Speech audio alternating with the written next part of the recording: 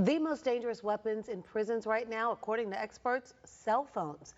That is according to the head of the South Carolina prison system, who is pleading and has been for a long time with the government to allow him to crack down on illegal cell phones behind bars. Our State House reporter Mary Green joins us live in Columbia. Mary, it's so incredible that this is such a long-standing problem. So what did Director Sterling have to say today about how dangerous this access is? Well, Judy, inmates in South Carolina's prisons have been caught facilitating drug deals, even ordering hits from right inside their prison cells. Victims of these crimes and their families were here at the State House this week to say this must end. They don't need cell phones because all it's going to lead to is crime, hurt, and death.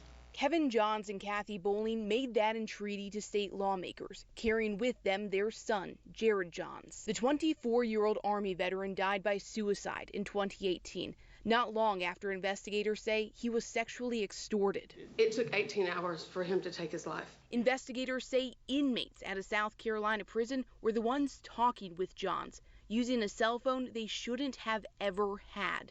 They say they posed as an underage teenage girl and her parents and threatened to report Johns to law enforcement for committing a crime he didn't actually commit unless he paid them. They're in there to stop them from doing crimes. Well, they're in there doing more crimes. His parents urged South Carolina lawmakers this week to pass a bill to make it a felony for inmates to have these devices. South Carolina's corrections director has already designated cell phones as contraband for inmates. This would make that permanent. But Director Brian Sterling says ultimately what the state needs is the ability to jam cell phone signals inside its prisons. The federal government can already do this for federal prisons, but it won't give that same authority to states in the face of opposition from the cell phone industry. The point of this bill is just to make sure that if the industry balks at the law that's on the books, because they've balked at everything else, they really don't want to stop cell phones in inmates' hands, then we will be able to go to them and say to the FCC, we have a law on the books, and they cannot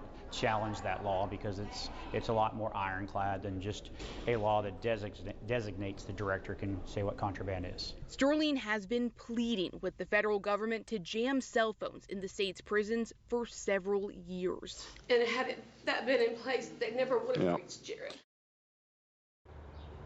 And this week, this bill got the first of several approvals it will need to eventually become law. Now, South Carolina's legislative session ends here next month, so efforts to enact this bill permanently will likely continue into next year.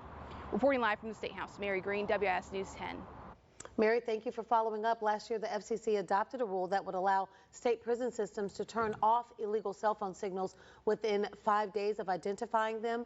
Director Sterling says South Carolina applied for that, but has been certified, but isn't actually able to do it yet.